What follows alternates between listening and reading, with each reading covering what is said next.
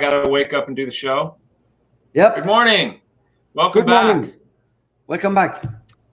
It's nice to see you all. Welcome And back to believe you. me, we can see you. Yeah, we can. All right. So cool. So this is a happy Friday, everyone. Yeah. I It's think nice it's out. Good Friday, isn't Yeah. it? It's good Yeah. for it's not only a happy Friday, it's Good Friday. It's Good Friday, right? Yeah. So we're Whatever still that here. means. We're not going anywhere. No. We're here to Our kind of parole officer won't help. let us. Yeah, help you kind of like liven a little bit that heavy burden. That's all we can do. We can be there for you guys to have a little fun, but that's pretty much it for now. Cheers. We're here because we care. And also, don't tell Olive, but I get paid millions of dollars to do this. So You do it? Oh yeah. yeah. Lucky you. I have a better agent than you do. Yeah. So we have a good show today. We're going to talk about pasta a little bit because you probably all are Eating eating pasta. a lot of it these days because it's a good thing to have in the house if you're worried about shortages or anything. It's a good thing to have around. It keeps forever, and assuming it's dried pasta. Easy to make. We're going to talk about polenta and grits, and we're going to talk about butter and margarine. And if we have time at the end, we're going to talk a little bit about fish.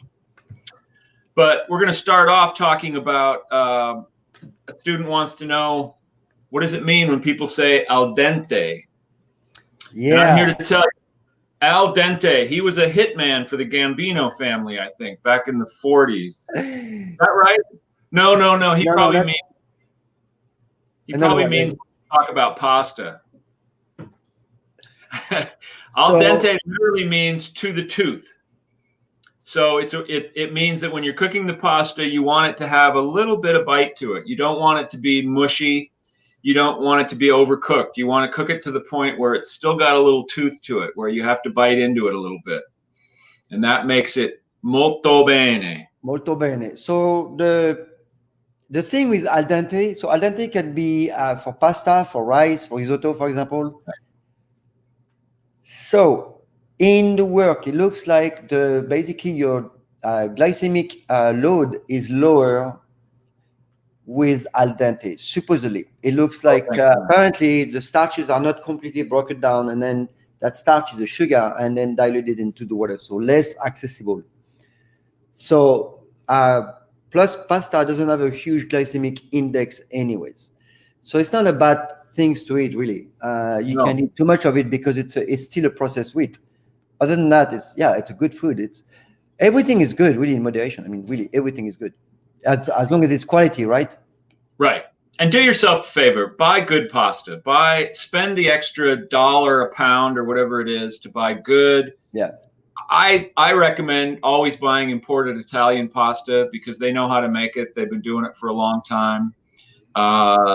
Now, James, a lot of really inexpensive pasta is dried really quickly, and they use Teflon dyes to extrude the pasta, so it doesn't have any texture to it. So, James, can you go? This is a very important part. Can you explain in length the white Teflon, white bronze cast, and how that dried?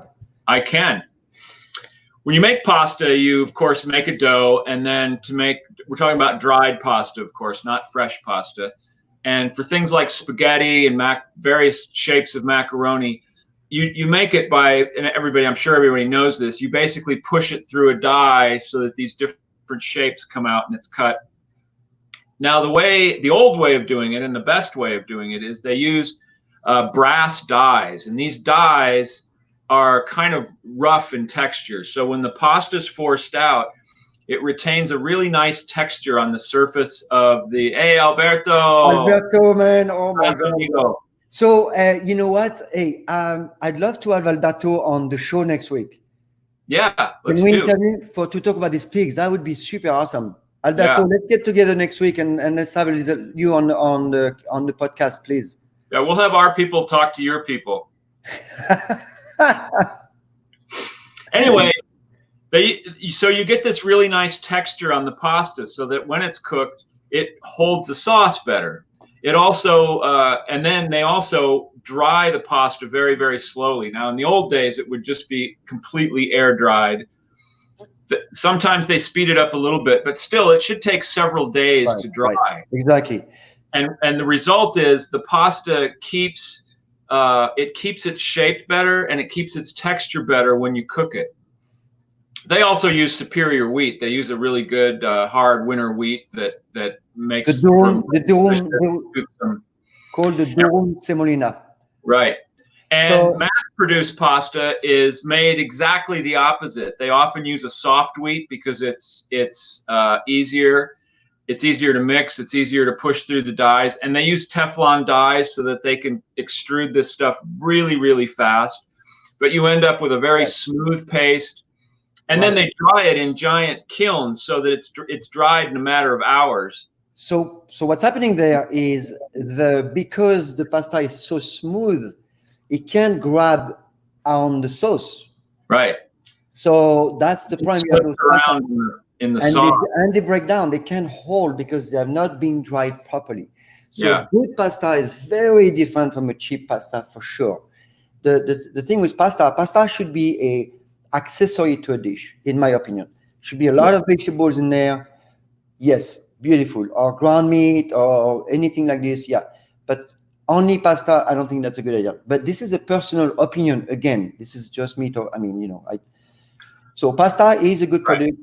The way it's made in brass, I thought that was called bronze dye, but it's a brass dye. Bronze. They are bronze. Bronze. Oh. Yes, you're right. Oh, sorry. Slip of the tongue. Sorry. So it's a bronze dye, and those are And what they do a rugged pasta. So let me tell you quickly about the best way to cook pasta. This is the only way to cook pasta. You have your pasta in your water, little salt. There's no need to put oil in there, by the way. You are wasting your oil. Your sauce needs to be right next to your pasta, heating. You undercook your pasta. You drain them from your water and you dump them directly in your cooking sauce. And you finish cooking the pasta in the sauce. So you have the perfect texture if you want. Mm-hmm. And the pasta are going to suck on the sauce really well.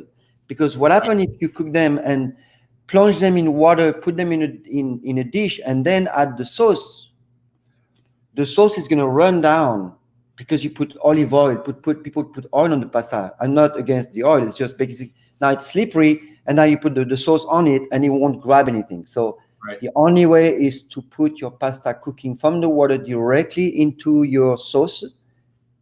Keep cooking the sauce for a couple of minutes more. Done. Yeah. And also, when you eat pasta in Italy, if it's a pasta that has a sauce, there's not a ton of sauce on there. It's sauce to really coat the pasta, but you don't have a bowl of sauce left when you're done eating. When I make bolognese, I like a tons of sauce. Well, bolognese though is so wonderful. I make a soup, man. Oh my god. No, bolognese, I can almost skip the pasta and just exactly. Oh wow, that's so good. It is very good. And the other thing to remember about pasta is you can buy very, very good pasta, and it's not that much more expensive than the cheap stuff. It's still pasta. It's still just a relatively inexpensive food. Look for brands like Rusticella, Martelli, what's the other one? Verdi. I'm blanking on the other names. But there's several good imported Italian brands that you should look for. And again, it's a little more than regular pasta, but it's still not that expensive. So. And it's really good food. From now on until forever, I'm hoping that people are going to pay attention to the quality of their food. Mm-hmm. So yes, that's going to be the same. Same for the rice.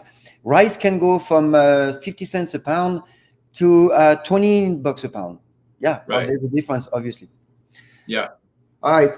One question that came to mind. This is something I've seen a lot. People are asking me a lot if it's better to eat pasta or potatoes.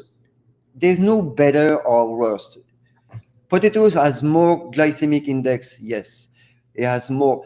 Potato has a lot of nutrients also. So when you eat carbs and starches, just don't eat too much of it. and don't eat that all day long. That's pretty much my that's my take on it. Yeah. Eat whatever you want as long as it's quality. And if you think you're a little big because you ate too much of the starch, stop eating starch for a couple of days.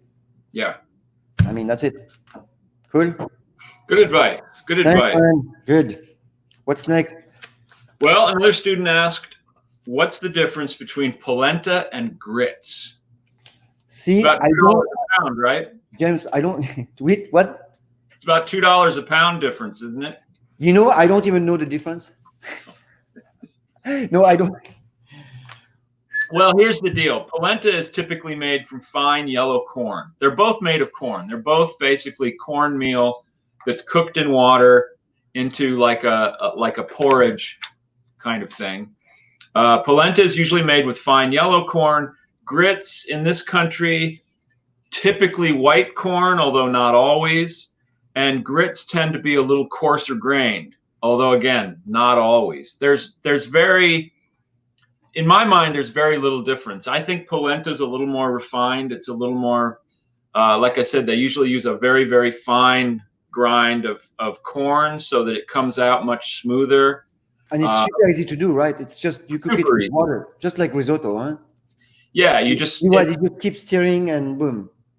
You can even buy now, they have polenta pre-made in like logs, like cookie dough, and you can just slice it off and fry it. Are those good though? I mean, they're okay. If you get a good one, they're fine. But you know, polenta is so easy to make that you know why you bother. And when I make it, I usually, and I don't make it much anymore, but I used to make it a lot. And I would make it, and then I would just dump the whole thing out onto this cutting board and let it sort of set up.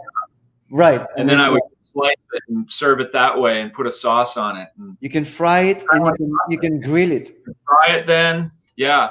It's really good. I know a guy that used to do it in a roast pan in the oven, and then he would put little quails on top.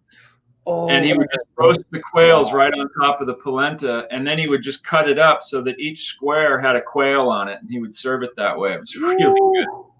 Really, really good. Quail cook really fast. Yeah. Really easy bird to cook. Where I grew up in the Midwest, my mother would sometimes make what we called cornmeal mush for breakfast instead of oatmeal, and it was basically polenta. Great. We didn't know it was called polenta, but that's what we ate. But we did it for breakfast with some maple syrup on it, and you know whatever. It's really good. In Italy, of course, polenta is usually served as a savory dish for dinner with a sauce of some kind. It was traditionally a peasant food because it was cheap, and you could feed a big family with a pot of polenta pretty inexpensively. Now, of course, people understand that corn is not a good product when it's not organic, right? I mean, you have to be very careful with that. Really, if it's not organic, you can pretty much assume in this country that it's genetically modified. Yeah. So that's another discussion, but we don't like it. I had an Italian friend when I was in New York. I worked with this fellow, and his name was Eugenio, and he said he would never eat polenta because when he was a kid, they ate it every single day, and it was like the staple of their house. And he said, I had enough. I had enough the first half of my life. I'm not eating it anymore. He wouldn't eat it. I don't know if that's still true. I bet he broke down and had. Yeah, polenta is pretty good. It's a very hearty meal. Buy organic corn and get some cheese in there. Cheese or cream, and then butter would be good. And then we're going to talk about butter in a minute. But the idea is this: you can have a complete protein if you mix enough cheese and grit or cheese and pasta and stuff. That's right. That's how you get a complete protein. You can do that. Yeah. I used to also make a sauce with, sausage and carrots and onions and stuff, just like you might put on a pasta, and I would just pour it over the polenta and eat it. It was really good. Yeah, right. Really good. Really good stuff. Yep. Nice. And it's easy to make. Yep. So the answer is yes. Yes. Another question, and this is sort of a one to follow up polenta with. Another question, but this one is real, right? Yeah. I have Well, a this quote. will be the real answer to. James, I have a quote for you that's really good that you're gonna like. Okay, go ahead. Rice is born in water and must die in wine. It's an Italian proverb. Very good. Very good.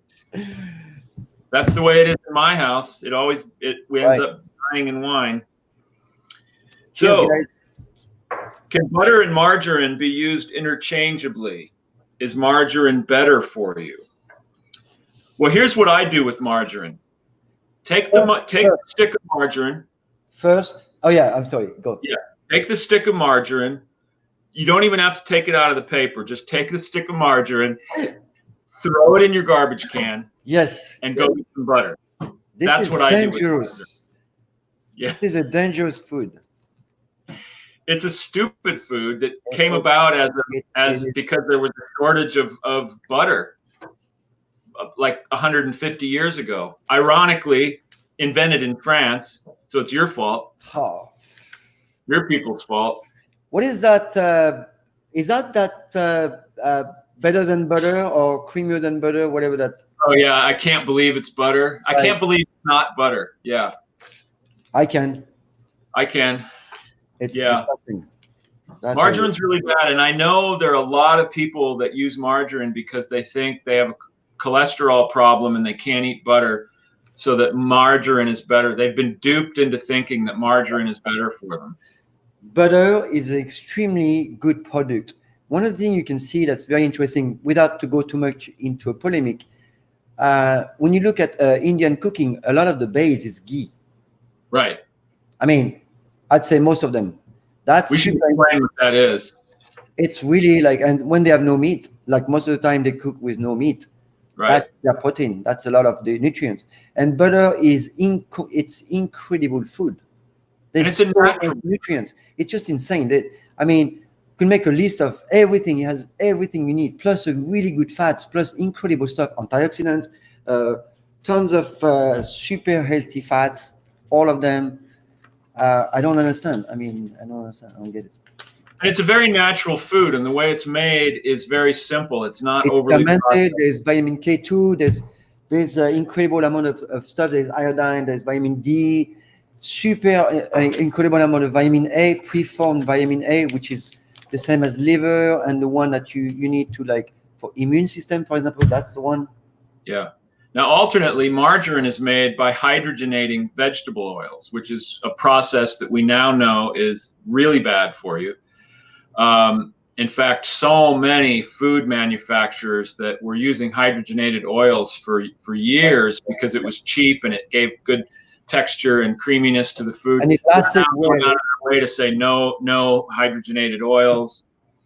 And sometimes margarine, they'll add a small, little tiny percentage of milk or cream, usually in a powdered form, to give it some flavor and color.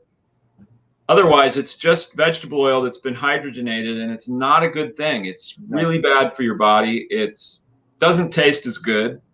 You know, I've said this before, but the great Richard Olney put it best when it came to baking. He said, you know, if you make a pie crust, if you make it with lard, it's going to taste like lard. If you use margarine, it's going to taste like margarine. If you use butter, it's going to taste like butter. So what do you want your pie to taste like? True. So true. So yeah, you know, that is interesting. Not good for you, no matter what anyone's told you. Let's do a post next week on fats. Let's go through rundown on fats. I want to explain people what fats are and why they're so important for you. Does this video cast make me look fat? No, your face does. And we're not suggesting you should just sit and eat tons of butter. It's like anything else. You know, you should have some moderation in your life. But butter shouldn't be avoided. It's a good food. It's a delicious food. You don't have to use it all the time. You don't even have to cook with it, although it's wonderful to cook with. Yeah. I like a European style, what they call European style butter. It's a higher fat content. It's like, that's what I got. Like 85% butter fat. And what's good about that is, first of all, it's much creamier and more delicious if you're just eating it or making a sauce or something. But if you're cooking with it, it also has a lot less moisture, so there's less spattering in the pan. It's just a superior product. So right, and I'm going to tell you also why is it very important. It is very important to. Okay, so Alberto, we need to contact him. Alberto grows some pigs for the first time, right, James? yeah, the Iberico pigs. And we're gonna actually have him next week. Great. Right? Okay, cool. So for the oh man, I lost my. We should also, before I forget, we should explain what ghee is, because you mentioned ghee in Indian cooking, and ghee is basically how the Indians clarify butter. And clarified butter is when you heat it, and then you gradually skim off the milk solids, and what you're left with is sort of a pure fat. Right. Which So this is important. Understand. So this is a little bit technical, but the big problem with fat. Let me put my glasses on if it's so. Oh, there you go. Oh man, yeah. you look good with those glasses. I'm smarter, don't I? You look smarter or something. Yeah.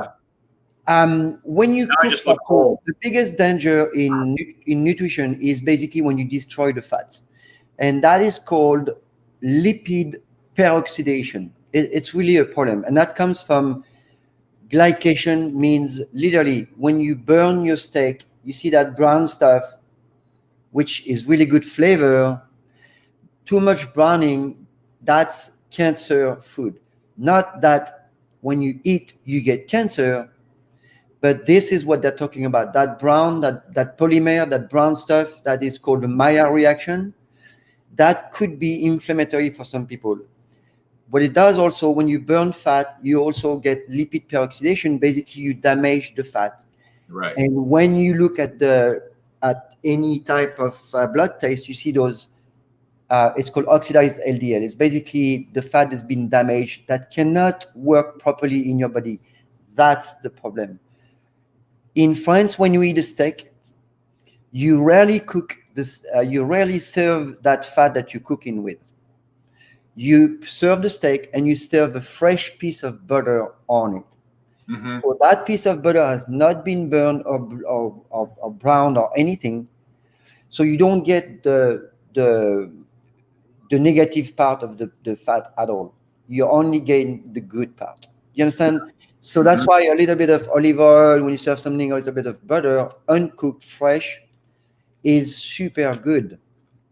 Yeah. And you see that it's a very traditional way of eating.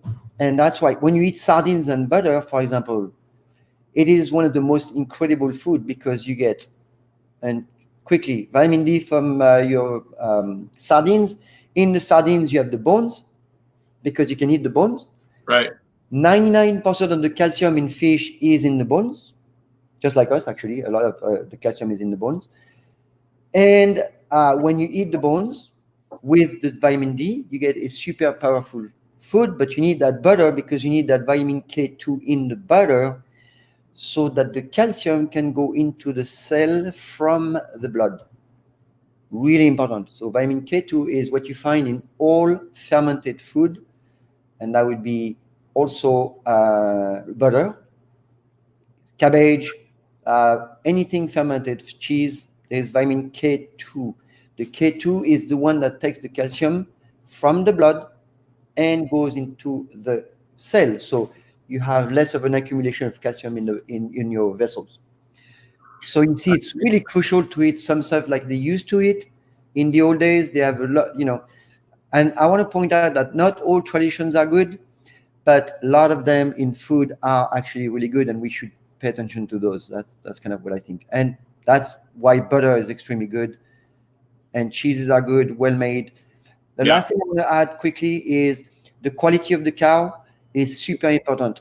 When a mammal or mammifer or us or a cow eats something that has toxins in it, could be anything, could be poor, very bad food that triggers all kind of reactions, those become toxins. Those toxins have to go somewhere in the body. What the liver cannot expel is going to be trapped in fat. So basically that toxin is going to be trapped in cell fat so the body doesn't have to deal with them.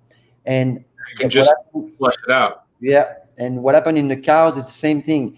And because when we eat the cheese and the milk, we eat the fat with it.